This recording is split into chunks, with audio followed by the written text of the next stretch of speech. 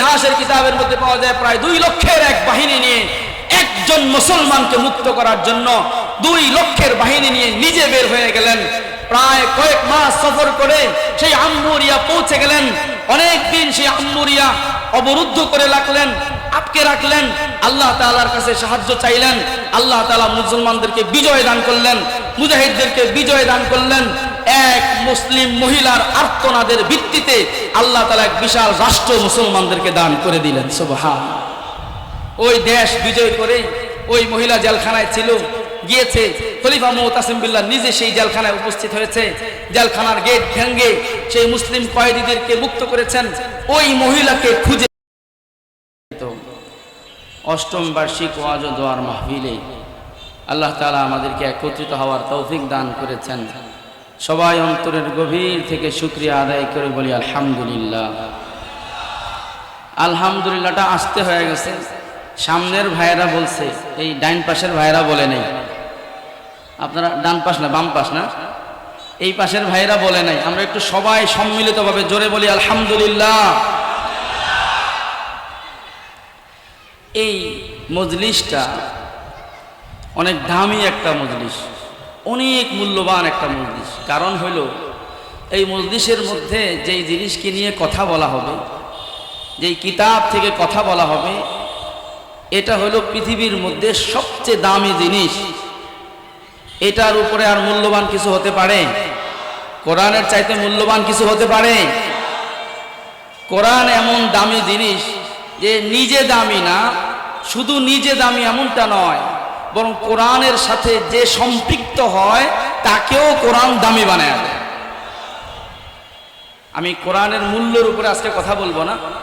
আমি আজকে কোরআনুল কারীমের সূরা আলে ইমরানের 169 এবং 70 নম্বর আয়াত তেলাওয়াত করেছি। এই 2 আয়াতের উপরে কিছু কথা বলবো। এটা আমাদের শুধু জাস্ট কিছু আলোচনা নয় যে সুর দিয়ে কিছু কথা বললাম, আপনারা শুনলেন, কিছুক্ষণ মজা লাগলো, সাময়িক কানের মজা লাগলো, এরপরে মজলিস শেষ হয়ে গেল, বাস শেষ। এটা শুধু এই মজলিস না, এটা একটা কোরআনের ক্লাস। এটা একটা কোরআনের কি ভাই? এই ক্লাসের মধ্যে আপনারা যারা আমাকে আনছেন, এই ক্লাসের মধ্যে আপনারা আমাকে শিক্ষক হিসাবে আনছেন। কি হিসাবে আনছেন? এই কথা বলতে হবে আমার সাথে। কি হিসাবে আনছেন আপনারা? আর আপনারা যারা আমার সামনে বসছেন তারা ছাত্র হিসেবে বসছেন।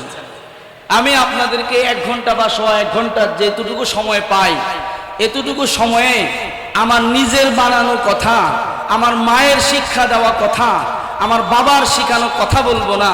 আমাকে আল্লাহ, আমার রব এই কোরআন থেকে যা শিখিয়েছেন, কোরআন হাদিসের আলোকে সহি নিয়তে সহিভাবে আল্লাহর শিখানো কথাগুলো আপনাদেরকে শিখাবো। আমি কোরআনের শিক্ষক। এই 1 ঘন্টার জন্য আপনারা কোরআনের ছাত্র। যতক্ষণ থাকবেন ছাত্রের মতো মনোযোগ দিয়ে শুনবেন তো ইনশাআল্লাহ। এবার আমি আরেকটা কথা বলি। আমার জন্য পড়াইতে সুবিধা হবে, কোরআনের ক্লাসটা করতে সুবিধা হবে যদি আমার সবগুলো ছাত্র আমার সামনে থাকে, কাছাকাছি থাকে। এই কারণে যে সকল ছাত্র ভাইয়েরা, মাহফিলের শ্রোতারা আমার থেকে দূরে বসছেন, বলেন আপনারা কি আমাকে অপছন্দ করতেছেন? এই যারা দূরে বসছেন, এই কারণে আপনাদেরকে একটু মহব্বতের সাথে বলি, আমরা ভাইরা একটু সামনে চলে আসি। কোরআনের জন্য আসি। কিসের জন্য আসি? কোরআন এমন দামি জিনিস, এই কোরআনের দিকে যেই কদম পড়ে, ওই কদমটা পৃথিবীতে সবচেয়ে দামি কদম হয়ে যায়। যেই জমিনের উপরে কোরআনের স্টুডেন্ট, কোরআনের ছাত্র চলাফেরা করে, আপনারা বোঝেন নাই? এই যে মাঝে মাঝে মাহফিলগুলোতে বসেন, আপনারা কোরআনের ছাত্র হওয়ার নিয়তে বসবেন। কারণ কোরআনের ছাত্র হওয়া, আমরা কোরআনের ছাত্র হওয়ার মূল্য বুঝি না। আমরা বুয়েটের ছাত্র হওয়ার মূল্য বুঝি, ঢাকা ইউনিভার্সিটির ছাত্র হওয়ার মূল্য বুঝি, জাহাঙ্গীরনগর ইউনিভার্সিটির ছাত্র হওয়ার মূল্য বুঝি, ক্যামব্রিজ ইউনিভার্সিটির ছাত্র হওয়ার মূল্য বুঝি। কেউ যদি পরিচয় দেয় যে আমার ভাই ঢাকা ভার্সিটিতে পড়ে, আমার চাচাতো ভাই বুয়েটে পড়ে, তখন ভিতরটা গর্বে ফুলে যায়। কিন্তু আমার ছোট ভাই মাদ্রাসায় পড়ে, আমার ছেলেটা মাদ্রাসায় পড়ে, আমরা গর্ববোধ করি না। অথচ দুইটার মধ্যে পার্থক্য কি জানেন? দুইটার মধ্যে পার্থক্য হলো, পৃথিবীর মধ্যে আপনারা বলেন যত বড় ভার্সিটি আছে, যত উপরের লেভেলের ইউনিভার্সিটি আছে, কোন কোরআন হাদিসে কোন জায়গায় এই কথা আসছে যে ওই ভার্সিটির ছেলেরা রাস্তা দিয়ে হাঁটার সময় ফেরেশতারা নূরের পাখা বিছায়া দেয়? এই আসছে কোন ভার্সিটির ছাত্রের জন্য? আসছে? এক একটা ভার্সিটিতে পড়াশোনার খরচ এত বেশি, এক একটা দামি দামি স্কুলে পড়াশোনার খরচ, হ্যাঁ, 3 মাসের জন্য, এক সেমিস্টারের জন্য ভর্তি হইতে ওখানে 5 লাখ, 10 লাখ, 15 লাখ, 20 লাখ লাগে। কি বলেন? কিন্তু কোন এরকম সুসংবাদ আছে? কিন্তু একজন কোরআনের ছাত্র, একটা কোরআনের স্টুডেন্ট মাদ্রাসায় পড়ে, ভর্তি হইতে মাত্র 1500 থেকে 2000 টাকা লাগে। 1500 থেকে 2000 টাকা খরচ করে ভর্তি হয়। এরপরে 1 মাস চলে যায়, কেউ 500 টাকা দেয়, কেউ 700-800 টাকা দেয়, কেউ 1000 টাকা মাত্র বেতন দেয়, কেউ আবার ঠিক মতো তাও দেয় না। এই যে দুর্বল প্রতিষ্ঠানগুলো, যেখানে বসার জন্য দামি কোনো কার্পেট নাই, দামি চেয়ার নাই, দামি টেবিল নাই, ওখানে দামি দামি কোনো ব্যবস্থাপত্র নাই, কিন্তু ওই সাধারণ ছোট ছোট মাদ্রাসাগুলোতে যারা কোরআনের ছাত্র হয়, আল্লাহ রাসূল সাল্লাল্লাহু আলাইহি ওয়াসাল্লাম তাদের ব্যাপারে বললেন, একজন কোরআনের ছাত্র যখন সকালবেলা কোরআনটা সঙ্গে নিয়ে মাদ্রাসায় যাওয়ার জন্য রাস্তা দিয়ে বের হয়, আপনাদের এই চতলার মাঠের পাশে দিয়ে যে রাস্তাটা, এখানে মিশুক চলে, অটো চলে, গাড়ি চলে, হাজার হাজার মানুষ এখান দিয়ে চলে, চেয়ারম্যান সাহেব, মেম্বার সাহেব চলে, মাঝে মাঝে এমপি সাহেবও যায়, কারো ব্যাপারে এই কথা আসে নাই। কোরআনের ছাত্র যখন সকালবেলা এদিক দিয়ে যায়, আল্লাহ রাসূল বললেন, যতটুকু রাস্তা অতিক্রম করে পুরা রাস্তাটা ফেরেশতারা নূরের পাখা বিছায়া দেয়। এখন আপনারা তো কোরআনের ছাত্র হন নাই, জীবন চলে গেছে, কিন্তু মাঝে মাঝে যে মাহফিলগুলো হয়, এই মাহফিলগুলোতে আপনারা বসবেন কোরআনের ছাত্র হওয়ার নিয়তে। ফায়দা হবে কি, যতটুকু সময় আপনি কোরআনের ছাত্র থাকবেন, ওই মাদ্রাসার ছাত্রের জন্য আল্লাহর রাসূল যেই ঘোষণা করলেন আপনাদের জন্য সেটা বরাদ্দ হয়ে যায়। আমরা কোরআনের ছাত্র হিসেবে বসছি, মনে থাকবে তো ইনশাআল্লাহ। বর্তমান বাংলাদেশের মধ্যে একটা প্রেক্ষাপট চলতেছে, একটা পরিস্থিতি চলতেছে। কিছু মানুষ আছে যে হ্যাঁ সকাল থেকে সন্ধ্যা পর্যন্ত চাকরি করে টাকা পয়সা কামায়, বাড়ি বউ পোলাপান নিয়ে থাকে, চাকরি, মাস শেষে বেতন, বাজার সদাই, রাত্রে ঘুমানো, ঘুম থেকে উঠে আবার ডিউটিতে যাওয়া, একটা রুটিনে চলে। দুনিয়াতে কোন জায়গায় কি হয় না হয়, কে শহীদ হইল, কে মারা গেল, কে ইসলামের পক্ষে কাজ করলো, কে বিপক্ষে কাজ করলো, কোনো খোঁজ খবর থাকে না। এক শ্রেণীর মানুষ আছে, কি বলেন, তার কাছে যদি প্রেক্ষাপট তুলেও ধরা হয়, ভাই এগুলো আমাদের দরকার নাই, আমি গরিব মানুষ আছি, কাজ কাম নিয়া, আমার ওটা দরকার নাই। আবার কিছু আল্লাহর বান্দা আছে, কাজ কাম, সংসার সব কিছু চলতেছে, কিন্তু যখনই ইসলামের উপরে কোনো হামলা আসে, কোনো আঘাত আসে, তার দিলের অবস্থা এমন হয়, আয় আল্লাহ, এই আঘাত মোকাবেলা করার জন্য আমি সব কিছু দিতে প্রস্তুত আছি, আমার যা কিছু লাগে আমি সব কিছু দিয়ে ইসলামের পক্ষে দাঁড়াবো, ইসলামের দুশমনদের বিপক্ষে দাঁড়াবো। পরিস্থিতি তাকে প্রভাবিত করে। কিছু ইমানদার এমন আমাদের সমাজে আছে না নাই? বর্তমানে বাংলাদেশের মধ্যে যে একটা পরিস্থিতি ঘটে গেল, যে একটা দুর্ঘটনা ঘটে গেল, আমার আপনার মুসলমান ভাই, কালিমার ভাই, আইনজীবী সাইফুল ইসলাম আলিফ ভাই, সকলের সামনে দিন দুপুরে শুধু ইসলাম এবং মুসলমানদের পক্ষে থাকার কারণে সন্ত্রাসী জঙ্গি গোষ্ঠী, হিন্দুত্ববাদী শক্তি ইসকনের বিরুদ্ধে কাজ করার কারণে দিন দুপুরে এই সন্ত্রাসীরা আমার ভাইকে জবেহ করে ফেললো, শহীদ করে ফেললো। এই ঘটনা সকল ইমানদারের কলিজাকে নাড়া দিছে, ঠিক কিনা? যদি কারো কলিজার মধ্যে নাড়া না লাগে, অন্তরের মধ্যে ব্যথা না লাগে, এই পরিস্থিতির প্রভাব যদি সে গ্রহণ না করে, আল্লাহর কাছে তার তওবা করা উচিত, বলা উচিত, আয় আল্লাহ, আমার দিলটাকে এমন কেন বানাইলেন? আপনি আমার দিলটাকে এমন বানায় দেন যে ইসলামের উপরে কোনো হামলা আসলে যেন মনে হয় সেটা ইসলামের উপরে না, সেটা সরাসরি আমার উপরে এসছে। আমার দিলটাকে এমন বানায় দেন, কারণ এরকম দিল যদি না হয় তাহলে আল্লাহ তাআলার কাছে তার কোনো মূল্য নাই। আমার আর আপনার ভাই শহীদ হয়ে গেলেন, আলিফ ভাই শহীদ হয়ে গেলেন। এখন এই ঘটনা আমাদের জমানায় ঘটছে, বিষয়টা এরকম না শুধু এই জমানায় ঘটছে, এরকম ঘটনা অসংখ্যবার ইসলামের ইতিহাসে ঘটছে। এরকম কিছু ঘটার পরে মুসলমানদের কিছু করণীয় আছে না নাই? ইসলামের উপরে যত ধরনের ঘটনাই আসুক, ওই পরিস্থিতিতে মুসলমানদের করণীয় কি, এটা আল্লাহর রাসূল বলে দিয়ে গেছেন, ঠিক কিনা? আল্লাহ রাসূল সাল্লাল্লাহু আলাইহি ওয়াসাল্লামের জামানায় ঠিক এরকম একটা ঘটনা ঘটে। হুজুর আকরাম সাল্লাল্লাহু আলাইহি ওয়াসাল্লাম মদিনায় যাওয়ার পরে, হিজরত করার পরে 8 বছর পার হয়ে যায়। 8 বছর পার হওয়ার পরে মক্কার কাফেরদের সাথে একটা শান্তি চুক্তি হয়। মদিনায় যাওয়ার পরে মক্কার কুরাইশদের সাথে কাফেরদের সাথে অনেকগুলো যুদ্ধ চলে। 6 বছর পর্যন্ত যুদ্ধ, বদরের যুদ্ধ, উহুদের যুদ্ধ, খন্দকের যুদ্ধ, এরকম অনেকগুলো লাগাতার যুদ্ধ চলে। যুদ্ধ চলার পরে 6ষ্ঠ হিজরিতে মদিনায় যাওয়ার 6 বছরের মাথায় আল্লাহ রাসূল সাল্লাল্লাহু আলাইহি ওয়াসাল্লাম কুরাইশদের সাথে একটা শান্তি চুক্তি করলেন। তোমাদের সাথে 10 বছর পর্যন্ত আমাদের আর কোনো যুদ্ধ হবে না। আমরা একটু স্থির হয়ে ইসলামের কাজ করতে চাই, দ্বীনের কাজ করতে চাই। শান্তি চুক্তি হয়ে গেল। শান্তি চুক্তি যখন হয়ে যায়, মক্কার কাফেরদের সাথে আর কোনো যুদ্ধ নাই, সংঘাত নাই। আল্লাহর রাসূল সাল্লাল্লাহু আলাইহি ওয়াসাল্লাম চিন্তা করলেন, আমি তো শুধু মক্কার নবী না, আমি তো শুধু মদিনার নবী না, বলেন আমার আর আপনার নবী মুহাম্মাদুর রাসূলুল্লাহ সাল্লাল্লাহু আলাইহি ওয়াসাল্লাম শুধু এক অঞ্চলের নবী না, বিশ্ব নবী। জোরে বলেন, আমার আর আপনার নবী কি নবী? বিশ্ব নবী। সারা পৃথিবীর সব জাতির জন্য, সব বর্ণের মানুষের জন্য, সব বর্ণের সব অঞ্চলের মানুষের জন্য নবী করে পাঠাইছেন। ওমা আরসালনাকা ইল্লা রাহমাতাল লিল আলামিন। ও নবী, আমি আপনাকে সমগ্র বিশ্ববাসীর জন্য রহমত স্বরূপ প্রেরণ করেছি। আল্লাহর রাসূল যেহেতু বিশ্ব নবী, এবার চিন্তা করলেন সমগ্র বিশ্বের রাজা প্রধানদের কাছে, রাষ্ট্রপ্রধানদের কাছে দাওয়াত পৌঁছানো দরকার। আমি তো মক্কায় দাওয়াত পৌঁছাইলাম, মদিনায় দাওয়াত পৌঁছাইলাম, পারস্যের সম্রাটের কাছে দাওয়াত পৌঁছানো দরকার, রোমের সম্রাটের কাছে দাওয়াত পৌঁছানো দরকার। ওই সময় পৃথিবীতে যতগুলো রাষ্ট্র ছিল, যতগুলো সাম্রাজ্য ছিল, সবগুলো সাম্রাজ্যের কাছে আল্লাহ রাসূল চিঠি লিখলেন। চিঠির মধ্যে বললেন, আমি নবী মুহাম্মদ, আল্লাহ আমাকে সর্বশ্রেষ্ঠ সর্বশেষ দিন দিয়া পাঠাইছে।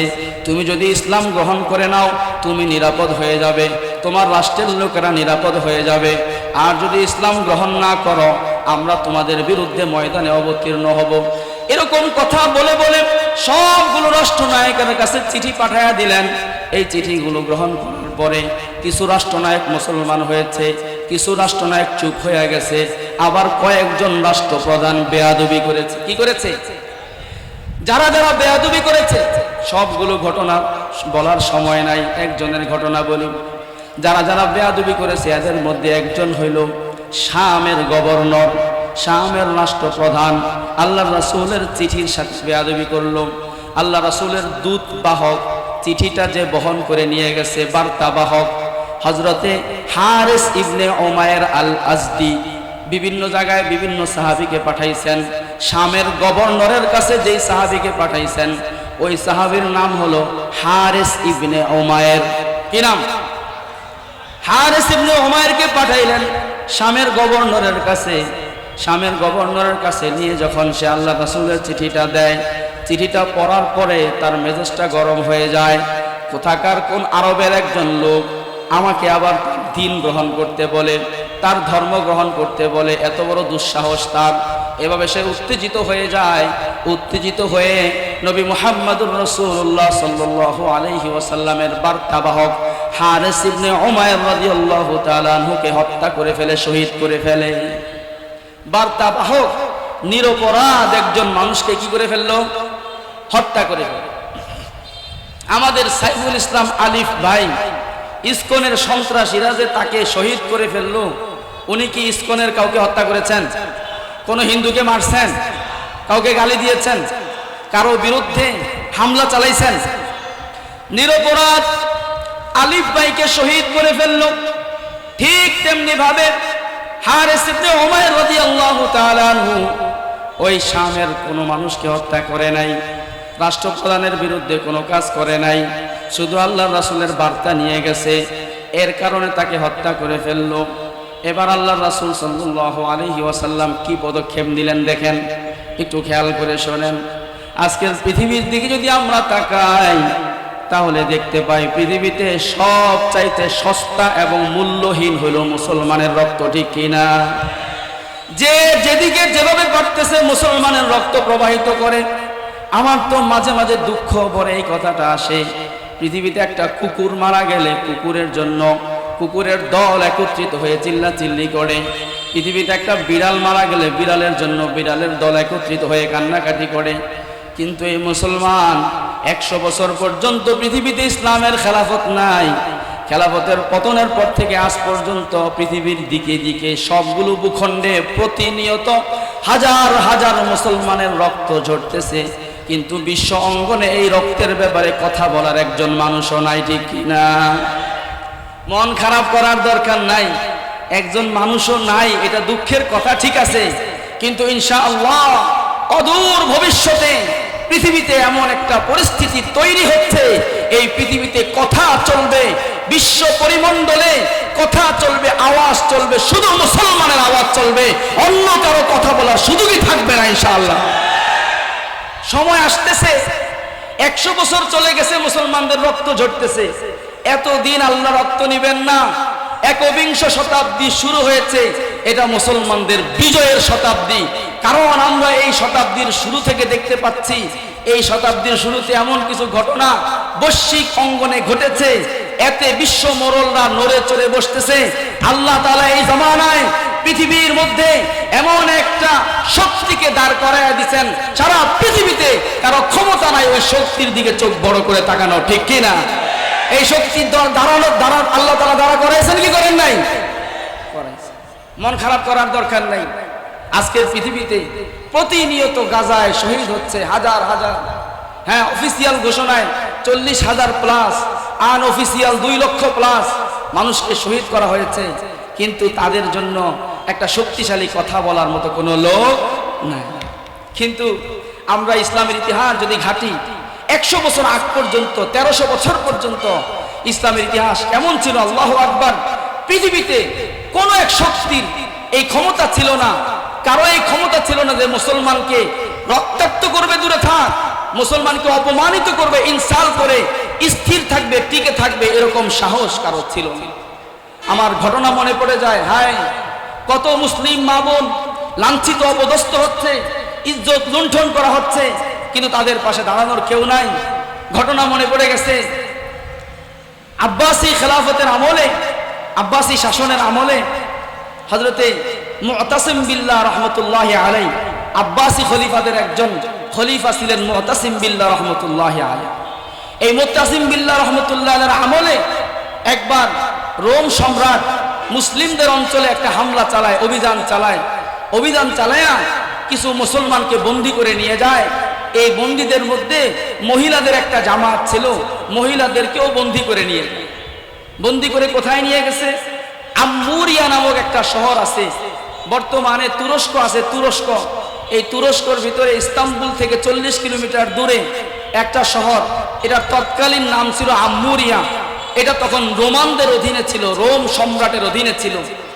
রোম সম্রাট মুসলমানদের একটা জামাতকে বন্দী করে এই আম্মুরিয়াতে নিয়ে যায়, সেখানে জেলখানায় মুসলমানদেরকে বন্দী করে রাখে। জেলখানায় বন্দী করার পরে একবার একজন রোম সৈনিক, একজন জেলের একজন সৈনিক, সে একটা মুসলিম মহিলাকে গালি দেয়, অপমান করে, তাচ্ছিল্য করে গালি দেয়। গালি দেওয়ার কারণে ওই মহিলা জোরে আওয়াজ দিয়ে বলে, ওয়া মুতাসিমা, ও মুতাসিম বিল্লাহ তুমি কোথায়? আচ্ছা, তখন মুতাসিম বিল্লাহ হলেন মুসলিম সাম্রাজ্যের খলিফা, আব্বাসী খলিফা, আর তার রাজধানী হইল বাগদাদে। এই মুসলমান মহিলাকে বন্দী করা হয়েছে তুরস্কে। কোথায় বন্দী করা হয়েছে? আর খলিফার রাজধানী হলো বাগদাদে, খলিফা বাগদাদে থাকেন। তুরস্ক থেকে বাগদাদের দূরত্ব প্রায় 1000 কিলোমিটারের মতো। 1000 কিলোমিটার দূরে একজন মহিলা জেলখানায় বন্দী, সে দূর থেকে খলিফার নাম ধরে ডাক দিছে, বলেন খলিফা কি আওয়াজ পাবে? আর ওই জমানায় তো মোবাইল নাই, ভিডিওর সিস্টেম নাই, প্রযুক্তি নাই, এই আওয়াজ কিভাবে যাবে? 1000 কিলোমিটার যাইতেই কয়েকদিন সময় লেগে যায়। ওই মহিলা জেলখানার ভিতরে ওয়া মুতাসিমা বলে একটা চিৎকার দিছে। ওই সৈনিক ওই মহিলাকে আরো অপমান করে বলতেছে, এই মহিলা, পাগলি মহিলা, তুমি এখানে দাঁড়ায় ওয়া মুতাসিমা বলতেছো, ও মুতাসিম বিল্লাহ বলে ডাক দিতেছো, তোমার আওয়াজ কি আর মুতাসিম বিল্লাহ শুনবে? আর যদি শোনেও সে কি আর এখানে আসতে পারবে? তার কি এই দুঃসাহস আছে? সুতরাং পাগলের মতো তাকে ডাইকা আর লাভ কি? আল্লাহু আকবার। ওই জমানার মহিলারা জানতেন যে খলিফা কেমন হয়। এই জমানার খলিফা এমন যে তাকে হাজার নয় লক্ষ কিলোমিটার দূর থেকেও যদি ডাকা হয়, একজন মুসলিম খলিফা এমন লক্ষ কিলোমিটার দূরে গিয়া হইলেও সেই মাজলুম, সেই জুলুমের শিকার মহিলা হোক, পুরুষ হোক, শিশু হোক, তাকে উদ্ধার করা খলিফার জন্য ফরজ হয়ে যায়। এই বিষয়ে খলিফারা জানতেন।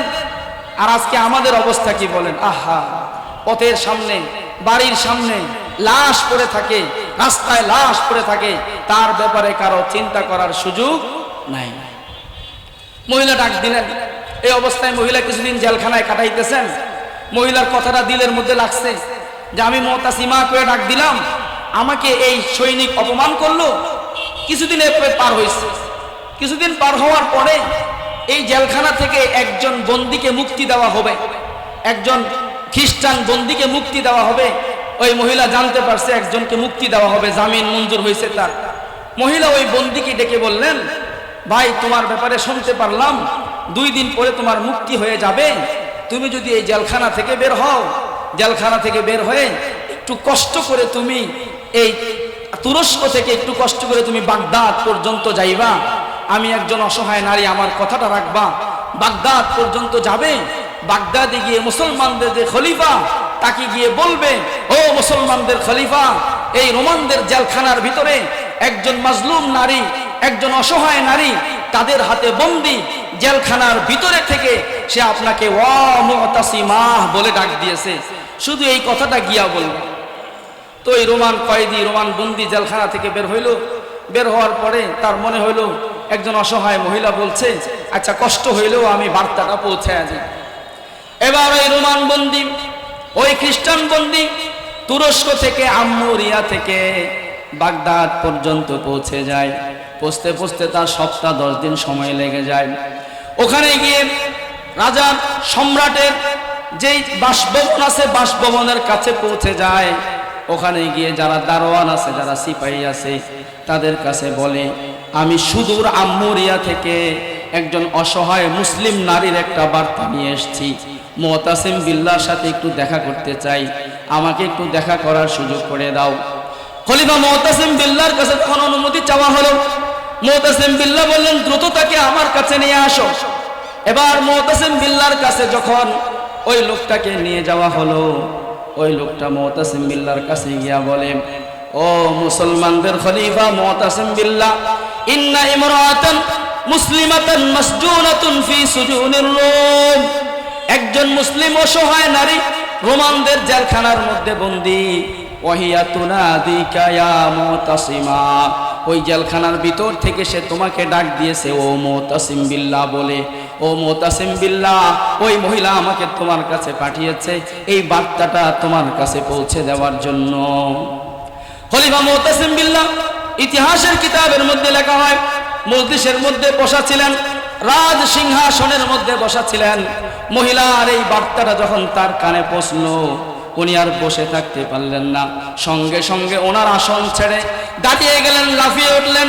চেহারাটা রক্তাক্ত হয়ে গেল, গরম হয়ে গেল, সারা শরীর থেকে ঘাম ঝরতেছে।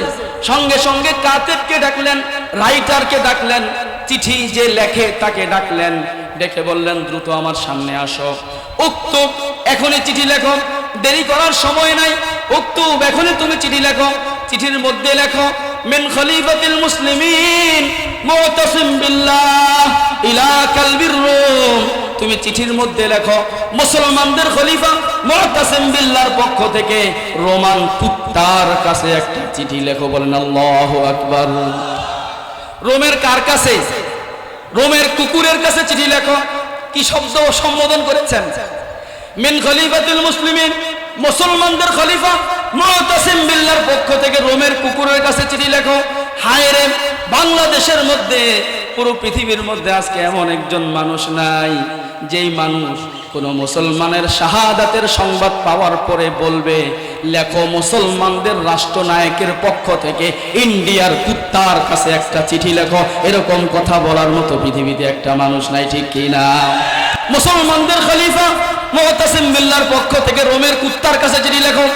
চিঠির মধ্যে বলো, ইয়া কালবার রোম, ও রোমের কুকুর সম্রাট, ইন্নী কদ বালাগানি আন্না ইমরাতাম মুসলিমাতান মাসজুনাতুন ফি সিজনিক, একজন মুসলিম অসহায় নারী তোমার জেলখানার মধ্যে বন্দী, আমার কাছে তার নাম আসছে, ওয়াহিয়া ইউনাদিনী ওয়া মুতাসিমা, সে আমাকে নাম ধরে ডেকে আমার কাছে সাহায্য চেয়েছে। ও রোমের কুকুর শুনে রাখ, ইলা ইসতালামতা রিসালাতি হাদিহি, আমি তোর কাছে চিঠি পাঠালাম, আমার এই চিঠিটা যখন তুই হাতে পাবি, চিঠিটা পড়ার সঙ্গে সঙ্গে আনকিজ তিলকাল মারআতাল মুসলিমা, ওই মুসলিম নারীকে জামিন দিয়ে দিবি, জেলখানা থেকে বন্দি করে দিবি, তাকে সসম্মানে আমার রাজ দরবারে পৌঁছে দিবি। এই কাজটা তুই করতে বাধ্য, যদি এই কাজটা না করস, ওয়াইল্লাম তাফআল, আর যদি তুমি অহংকার দেখাও, অধ্যত্ব যদি দেখাও, দুঃসাহস যদি তুমি দেখাও, সাহাবাজু ইলাইকা জুনদান, অচিরে আমি এমন এক বিশাল বাহিনী তোর বিরুদ্ধে পাঠাবো, আউয়ালুহু ইনদাকা ওয়া আখিরুহু ইনদি, যেই বাহিনীর প্রথমটা তোর কাছে থাকবে, প্রথম সৈনিকটা তোর দেশে থাকবে, আর শেষ সৈনিকটা আমার দেশে থাকবে। বলেন আল্লাহু আকবার। এমন বিশাল বাহিনী পাঠাবো, এমন লম্বা বাহিনী পাঠাবো, আমার দেশ থেকে শুরু হবে, তোর দেশে শেষ হবে। সুবহানাল্লাহ। এই ছিল মুসলমান, এই ছিল মুসলমান। একজন নারী জেলখানা থেকে আওয়াজ দিয়েছে, বলেন প্রতিনিয়ত পৃথিবীর কত হাজার হাজার কয়েকখানা জেলখানা থেকে লক্ষ লক্ষ কোটি কোটি নারীর এরকম জুলুমের আওয়াজ ভেসে আসতেছে। কি অবস্থা, কি অবস্থা আমাদের। ওই নারী এই কথা বলল, কিন্তু রোম সম্রাট এরা মানে নাই, কারণ এরা সোজা কথায় মানতে রাজি না, নরম কথায় মানতে রাজি। আমরা কিন্তু যুদ্ধ বাজাইতে চাই না, আমরা ঝামেলা করতে চাই না, আমরা সংঘাত চাই না, আমরা শান্তি চাই। আমরা কি চাই? শান্তি চাই। এই শান্তি চাওয়ার প্রমাণ হলো, যখন দেশের পরিস্থিতি খারাপ ছিল, পুলিশ ছিল না, বিজিবি ছিল না, সেনাবাহিনী ছিল না, তখন আমাদের দেশের মসজিদ আছে প্রায় 4 লক্ষের মতো, প্রায় 4 লক্ষের মতো মসজিদ আছে আমাদের দেশে। হ্যাঁ, 3.5 লক্ষ থেকে 4 লক্ষ মসজিদ আছে, নাকি আর কম বেশি এরকম হবে। যাই হোক, অনেক অসংখ্য মসজিদ আছে আমাদের। এই যখন দেশের মধ্যে নিরাপত্তা ব্যবস্থা ভেঙে গিয়েছিল, তখন মসজিদগুলো পাহারা দেই নাই আমরা মুসলমান হিসেবে মসজিদ পাহারা দিতাম, মাদ্রাসা পাহারা দিতাম, কিন্তু মসজিদ মাদ্রাসা পাহারা দেই নাই। আমরা কি পাহারা দিয়েছিলাম? এই হিন্দুদের মন্দিরগুলো কারা পাহারা দিয়েছিল? আমরা পাহারা দিয়েছিলাম। নিমক হারাম হিন্দুর দল, আমরা তোমাদের মন্দিরগুলো পাহারা দিয়েছিলাম, তোমাদের নিরাপত্তা নিশ্চিত করেছিলাম। কিন্তু মাত্র 2 মাসও পার হয় নাই, তোমরা আমাদের জমিনের উপরে থেকে এই জমিনের সর্বোচ্চ নিরাপত্তা ভোগ করে আমাদের এক মুসলিম ভাইকে দিন দুপুরে গলা কেটে জবাই করে হত্যা করেছো। তোমরা আমাদেরকে নাড়া দিতে যাও না, আমরা শান্তি চাই। আমরা কি চাই? শান্তি চাই। কিন্তু যদি আমাদেরকে অশান্ত করে দাও, তাহলে তোমরা শুধু অশান্তিতে পড়বা, ব্যাপারটা এরকম না। এই পৃথিবীর, এই বাংলাদেশের জমিনের কোনো কোনায়ও তোমাদেরকে খুঁজে পাওয়া যাবে না, ঠিক কি না? আমরা শান্তি চাই। মুতাসিম বিল্লাহ চিঠি পাঠালেন, স্বাভাবিক ওই মহিলাকে ছেড়ে দিলে আর কোনো অসুবিধা ছিল না, কিন্তু ঠান্ডা কথায় শুনতে রাজি না। মুতাসিম বিল্লাহর এই কথা তারা মানল না। মুতাসিম বিল্লাহ বিশাল এক বাহিনী নিয়ে বের হয়ে গেলেন। ইতিহাসের কিতাবের মধ্যে পাওয়া যায় প্রায় 2 লক্ষের এক বাহিনী নিয়ে একজন মুসলমানকে মুক্ত করার জন্য 2 লক্ষের বাহিনী নিয়ে নিজে বের হয়ে গেলেন। প্রায় কয়েক মাস সফর করে সেই আম্মুরিয়া পৌঁছে গেলেন। অনেক দিন সেই আম্মুরিয়া অবরুদ্ধ করে রাখলেন, আটকে রাখলেন। আল্লাহ তাআলার কাছে সাহায্য চাইলেন। আল্লাহ তাআলা মুসলমানদেরকে বিজয় দান করলেন, মুজাহিদদেরকে বিজয় দান করলেন। এক মুসলিম মহিলার আর্তনাদের ভিত্তিতে আল্লাহ তাআলা এক বিশাল রাষ্ট্র মুসলমানদেরকে দান করে দিলেন। সুবহানাল্লাহ। ওই দেশ বিজয় করে ওই মহিলা জেলখানায় ছিল, গিয়েছে। খলিফা মুতাসিম বিল্লাহ নিজে সেই জেলখানায় উপস্থিত হয়েছে। জেলখানার গেট ভেঙে সেই মুসলিম কয়েদিদেরকে মুক্ত করেছেন। ওই মহিলাকে খুঁজে বের করেছেন। খুঁজে বের করে মুতাসিম বিল্লাহ তার কাছে দাঁড়ায় বলছেন, ও মুসলিম মহিয়সী নারী, দেখো তুমি জেলখানার ভিতর থেকে 1000 কিলোমিটার দূরে খলিফা মুতাসিম বিল্লাহকে ডেকেছিলে। আল্লাহ তাআলা তোমার আওয়াজ মুতাসিম বিল্লাহর কানে পৌঁছেছে। এবার বলো মুতাসিম বিল্লাহ তোমার ডাকে সাড়া দিছে কি দেয় নাই? বলেন দিছে কি দেয় নাই? খলিফা মুতাসিম বিল্লাহ বলতেছেন, ও মহিলা, তোমার কাছে কিছুই চাই না, ধন্যবাদ, থ্যাংক ইউ, জাযাকাল্লাহ বলতে হবে না। তুমি শুধু কিয়ামতের ময়দানে আমার ব্যাপারে আল্লাহর কাছে সাক্ষ্য দিবা, আয় আল্লাহ, মুতাসিম বিল্লাহকে আমি ডাকছিলাম, আপনি মুসলমানদের দায়িত্বশীল তাকে বানাইছিলেন, আমি তাকে ডেকেছিলাম, মুতাসিম বিল্লাহ দায়িত্ব আদায় করছে, সে 1000 কিলোমিটার দূর থেকে আমার ডাকে ছুটে আসছিল। এই সাক্ষ্যটা শুধু তুমি আল্লাহর কাছে দিবা, এই সাক্ষ্যের দ্বারা আমি আশা করি আল্লাহ আমাকে নাজাত দিয়ে দিবে। এই হলো আমাদের ইতিহাস, এই হলো আমাদের ঘটনা। আজকের পৃথিবীতে কি চলতেছে আমি ঘটনা বলতেছিলাম। আল্লাহর রাসূল সাল্লাল্লাহু আলাইহি ওয়াসাল্লামের সাহাবী হারিস ইবনে উমাইর আল আজদি রাদিয়াল্লাহু তাআলা আনহুকে শামের গভর্নর হত্যা করে ফেলছে।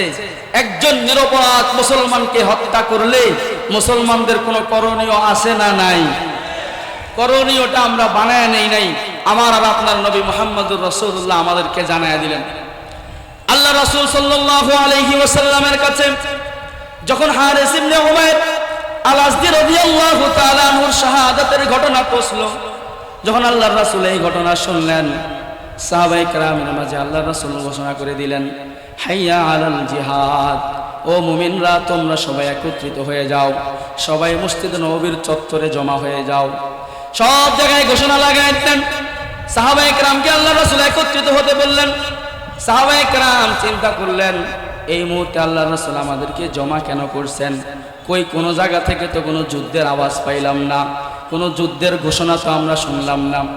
আল্লাহ রাসূল সাল্লাল্লাহু আলাইহি ওয়াসাল্লাম সাহাবায়ে কেরামের সামনে ঘোষণা দিলেন, ও আমার সাহাবারা শোনো, তোমাদের একজন মুসলমান ভাই হারিস ইবনে উমাইর আল আজদিকে শামের গভর্নর অন্যায়ভাবে হত্যা করে ফেলেছে। একজন মুসলমানের রক্ত কোনোদিন বৃথা যেতে পারে না। একজন মুসলমানের রক্ত কত মূল্যবান, কত মূল্যবান, কত দামি। আল্লাহ রাসূল সাল্লাল্লাহু আলাইহি ওয়াসাল্লাম বলছেন, লাউ ইজতামাল আলাম আলা দামি রাজুলিন মুসলিমিন লা কাব্বাহুমুল্লাহু ফিন নারি বিহি। আল্লাহ রাসূল বললেন, একজন মুসলমানকে হত্যা করার জন্য সারা পৃথিবী যদি একত্রিত হয়, সারা পৃথিবীর মানুষ মিলে যদি একজন মুসলমানকে হত্যা করে, একজন মুসলমানের রক্ত ঝরায়, আল্লাহর কাছে মুসলমানের রক্তের এত দাম, ওই রক্তের কারণে সারা পৃথিবীকে চাইলে আল্লাহ জাহান্নামে দিয়ে দিতে পারে। কত মুসলমানের রক্ত ঝরতেছে বলেন, আল্লাহু আকবার।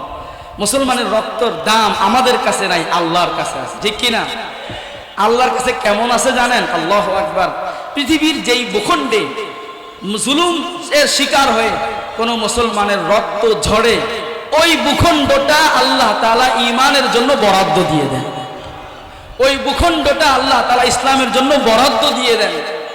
ইতিহাস বলে, ইতিহাস পৃথিবীর যেই জায়গায় মুসলমানদের রক্ত ঝরছে, রক্ত পড়েছে, ওই জায়গাটা এক সময় না এক সময় পরিপূর্ণ মুসলমানদের হয়ে গেছে।